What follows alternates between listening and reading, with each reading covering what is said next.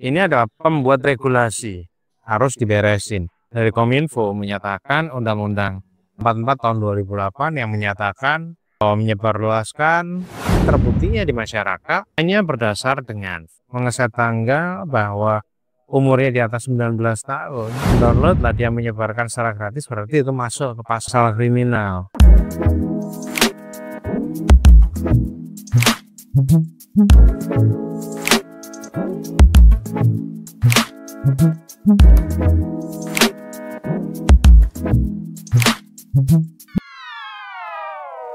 Assalamualaikum warahmatullahi wabarakatuh.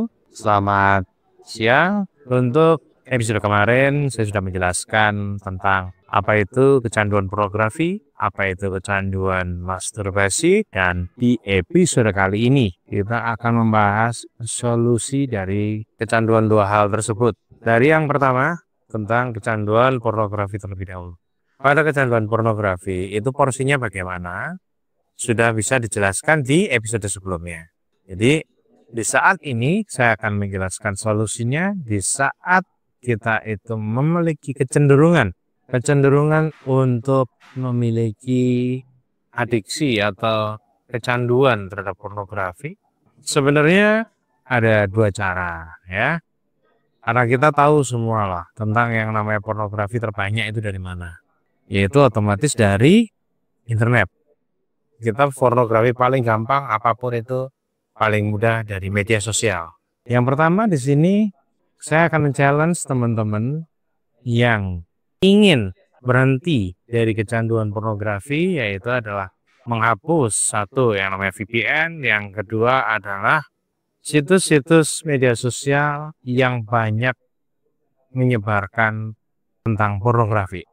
Ya, kita bisa sebutkan salah satunya di situ adalah X, bahkan transaksi pornografi atau transaksi yang sifatnya asusila juga banyak terjadi di michat misalnya, atau juga mungkin di Telegram sekarang juga sudah tidak aman, sudah banyak situs penjualan pornografi di situ juga banyak. Solusi pertama ya kita harus menghapus itu semua dulu. Berani nggak? Kita akan challenge itu dulu yang pertama. Yang kedua, ini adalah pembuat regulasi, harus diberesin.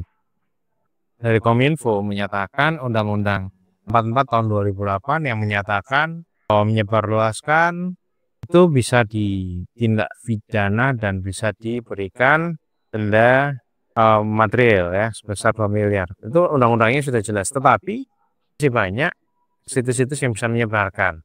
Apakah karena di situ sifatnya adalah undang-undang yang bersifat karet yang menyatakan bahwa jika di situ ditonton secara pribadi atau itu urusan pribadi tidak ada larangan, tetapi jika disebarluaskan baru diviralkan atau baru tertangkap. Bagaimana dari Komisi 1 menindaklanjuti supaya isi ini tidak terus terjadi? Karena apa? Terbuktinya di masyarakat hanya berdasar dengan mengeset tanggal bahwa umurnya di atas 19 tahun bisa membuka itu semua. Kenapa tidak diberikan barrier tambahan? Misalnya diberikan kalau mau masuk ke situ harus bayar atau maksimal 15 menit setelah itu harus yang ulang yang baru, atau harus bayar dulu. Mungkin di orang-orang yang memang membutuhkan harus bayar, dia sudah mendownload lah dia menyebarkan secara gratis, berarti itu masuk ke pasal kriminal. Atau bagaimana ya dari teman-teman dari Komisi 1 kita membutuhkan bantuan karena jika seperti ini terus, masalah tentang kesehatan itu akan terus bertambah hanya gara-gara video porno yang menjadi tujuan orang-orang. Dari yang awalnya menjadi biasa saja cuma nonton video, lama-lama menjadi kebutuhan nambah, lama-lama akhirnya jadi melakukan transaksi dengan orang secara langsung, lama-lama harus berganti-ganti pasangan karena untuk meningkatkan dopaminnya, meningkatkan kesenangannya. Lama-lama akhirnya yang namanya penyakit kelamin tidak bisa diberantas, yang namanya penyakit menular seksual akan terus menambah. Mana sikap dari Komisi 1 dari Kominfo tentang seperti ini? Apakah akan membiarkan anak-anak kalian juga rusak dengan pola yang ada? Dan sekarang lebih parah lagi, sudah banyak itu anak-anak SD, anak-anak SMP yang berbuat asusila.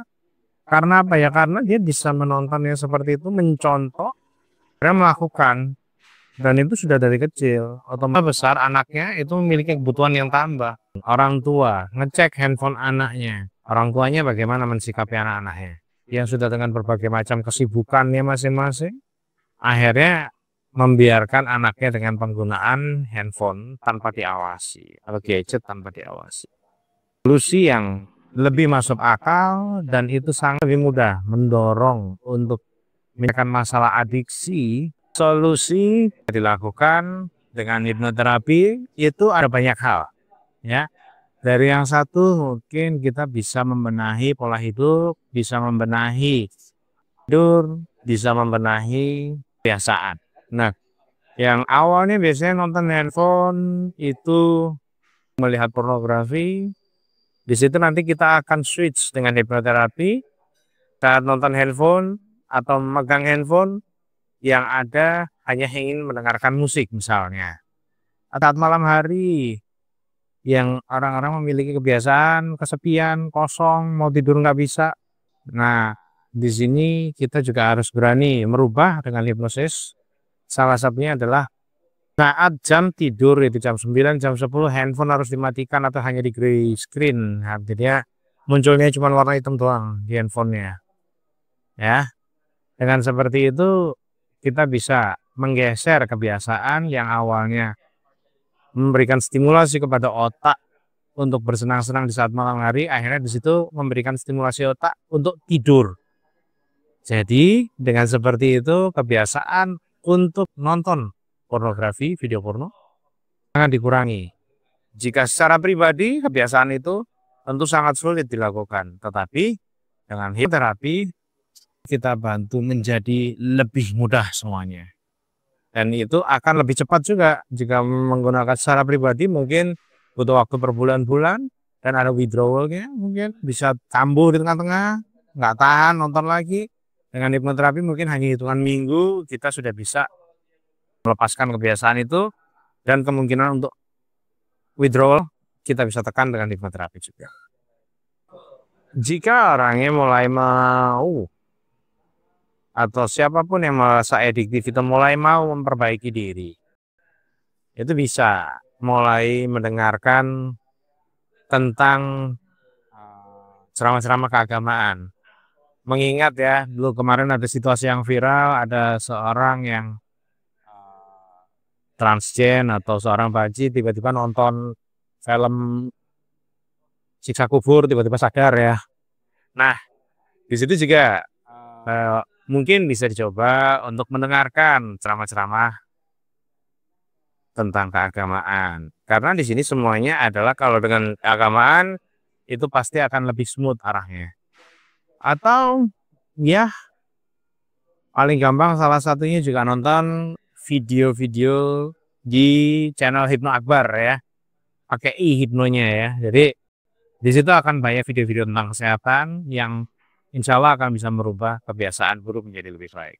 Dan di episode berikutnya saya akan membahas tentang bagaimana solusi masturbasi. So di channel ini Dr. Isa Akbar Brawijaya, spesialisnya kita dalam. Mohon undur diri. Salam sehat, bahagia dan panjang umur. Terima kasih.